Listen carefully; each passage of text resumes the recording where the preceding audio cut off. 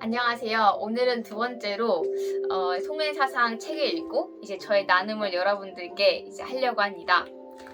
일단은 저는 이번 주제는 이제 오늘 아침에 그 아빠랑 같이 이제 제 1장 원상론에서 그 하나님의 속성 중인 그 신성에 대해서 읽어봤거든요. 근데 이 신성 중에서 이게 왜 중요하냐면 우리가 이제 이제 원상론은 하나님의 존재에 관한 이론이잖아요. 근데 하나님이 정말 누구인지 알아야지 이제 하나님을 닮은 인간이 누구인지도 알 수 있어서 하나님의 이론이 정말 중요한 것 같습니다. 근데 하나님의 속성에는 이제 뭐 여러 가지가 있거든요. 그리고 뭐 보통 이제 기독교 같은 경우에는 뭐 하나님은 사랑이다라고 말하잖아요. 그리고 그래서 하나님은 우리가 하는 모든 일을 용서할 수 있고, 그래서 하나님을 어떻게 보냐에 따라서 하나님과 나와의 관계가 달라지는데, 뭐 예를 들면은 뭐 어떤 사람들은 하나님은 또 심판주라고 하면서 뭐 악한 사람은 지옥으로, 선한 사람은 천국으로 데려간다고도 하고, 여러 가지 면으로 뭐 지선, 지미, 지진 뭐 이렇게 여러 가지로 전지전능하고 뭐 이렇게 말을 하잖아요. 근데 통일사상에서도 물론 이러한 개념들을 신성의 표현으로 받아들이지만 우리 현실 문제를 해결하기 위해서는 관련된 신성으로는 심정, 로고스, 창조성 이 세 가지를 포함하고 있습니다. 근데 이 중에서 심정이 가장 중요한데, 이것은 이때까지 어느 종교도 다루지 않았던 그 속성이라고 할 수 있습니다. 그래서 여기서는 이제 이 신성의 개념을 설명하고 이게 어떻게 현실 문제를 해결할 수 있는지 설명해주고 있는데, 저는 이제 심정에 대해서만 간단히 읽어드리고 저의 생각을 좀 표현해하고 싶습니다. 일단 첫 번째, 심정이란 무엇인가?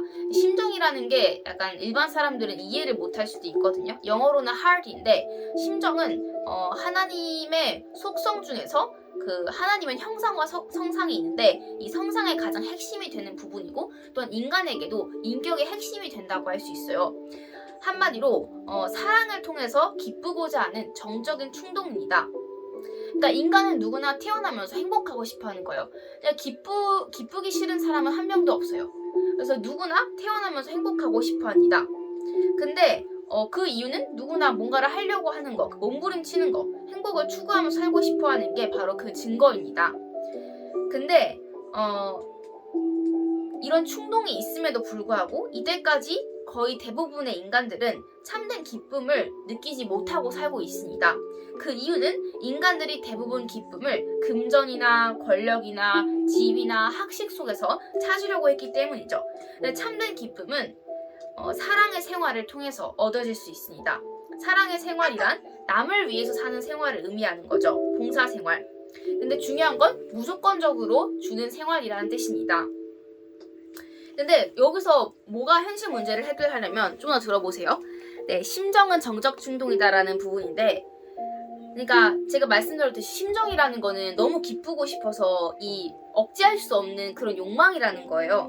그래서 내부로부터 쏟아오르는 억제하기 어려운 소원 또는 욕망을 뜻하는데, 보통 우리가 뭐 어떤 소원을 원하거나 욕망을 원하면 그건 내 의지로서 어떻게든 억제할 수 있어요. 통제할 수 있어요. 하지만 정적인 충동은 인간의 의지로서 억제할 수 없는 거예요. 그래서 내가 행복하고 싶어하는 걸 포기할 수 없다는 거죠. 예를 들면은 뭐 음식을 통해서 기쁘고자 하는 그거는 뭐 포기할 수도 있겠지만, 기쁘고자 하는 그 자체는 포기할 수가 없습니다. 그런데 뭐 인간이 돈을 벌려 하고 지위를 얻으려 하고 학식을 넓히고 권력을 차지하려는 것도 다 기쁘고자 하는 충동 때문이고, 심지어 범죄 행위마저도 방향이 잘못되었을 뿐 그 동기는 역시 기쁘고자 하는 마음 때문입니다. 그래서 이런 관점에서 봤을 때 인간은 다 똑같다고 할 수 있죠. 근데 기쁘고자 하는 거는 욕망이기 때문에 달성이 되어야 돼요. 근데 인간이 기쁘고자 하는 그 욕망을 달성하지 못하는 건 그 기쁨이 사랑을 통해서만 얻어짐을 모르기 때문이다. 그 뜻은, 그 이유가 이제 기쁨의 근거가 하나님에 있기 때문인데, 한마디로 이제 나의 욕망은 남을 위해 살 때 충족될 수 있다는 겁니다. 자, 그리고 세 번째는 하나님은 심정이시다라는 말인데, 하나님도 우리처럼 기쁘고자 하는 그런 정적인 충동이 있는데 인간보다 훨씬 더 강력해요. 그래서 하나님은 사랑하고자 하는 충동에 의해서 이 기쁘고자 하는 충동이 뒷받침되고 있습니다. 그러니까 하나님은 사랑하고자 하는 충동이 기쁘고자 하는 충동보다 더 강력한 거예요. 그래서 하나님은 사랑하고 싶어 하는 거예요. 사랑해야지 기쁠 수 있으니까. 근데 이거는 이렇게 연결이 되어 있어요. 그래서 하나님은 사랑의 대상, 즉 인간을 갖고 싶은 거예요. 왜냐면은 인간을 사랑하고 싶으니까. 그래야 하나님이 기쁠 수 있으니까. 그래서 우리도 사랑의 관계 없이는 살 수가 없단 말이죠. 그래서 하나님은 어떻게 보면 사랑은 기쁨을 위한 수단은 결코 아니고 다만 무조건적인 충동이고요. 사랑의 필연적인 결과가 기쁨이라고 할 수 있습니다. 그래서 사랑과 기쁨은 이 표리 관계에 있습니다. 그래서 기쁘고자 하는 충동도 실은 사랑하고자 하는 충동이 표면화된 것에 불과하다고 합니다. 그래서 한마디로 하나님의 우주 창조는 필연적이었고 불가피한 것이었고 결코 우발적인 게 아니었습니다. 그래서 하나님이 인간을 창조한 이유는 기쁘고자 하는 그런 정적인 충동이 있기 때문이고 하나님이 이 악한 세상을 보고도 이 세상을 파괴하지 않는 이유도 하나님께서 창조한 인간이기 때문에 인간을 그렇게 버릴 수가 없기 때문인 것 같습니다. 그래서 하나님이 우리를 너무 사랑하시는 이유가 바로 여기에서 찾을 수 있는 것 같습니다. 네.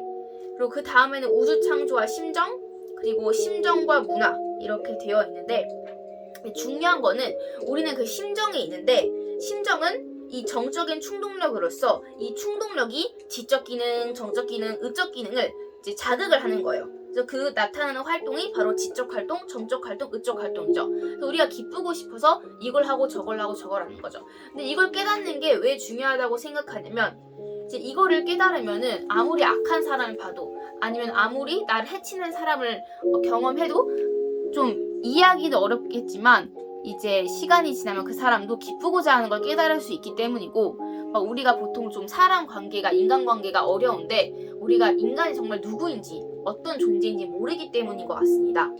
네, 그래서 중요한 건 또 두 번째 어떻게 행복해질 수 있냐입니다. 그래서 인간은 남을 반드시 사랑할 필요가 있는지 아니면 때에 따라서는 투쟁이 필요할 때도 있지 않느냐 이런 그 현실적 문제의 해답이 바로 이 이론 속에 있다고 합니다. 네, 그래서 이 부분이 정말로 흥미롭고 이 부분을 제가 영상 설명에 넣을 테니 시간 되실 때마다 여러 번 공부하시길 하겠습니다. 네, 시청해주셔서 감사합니다.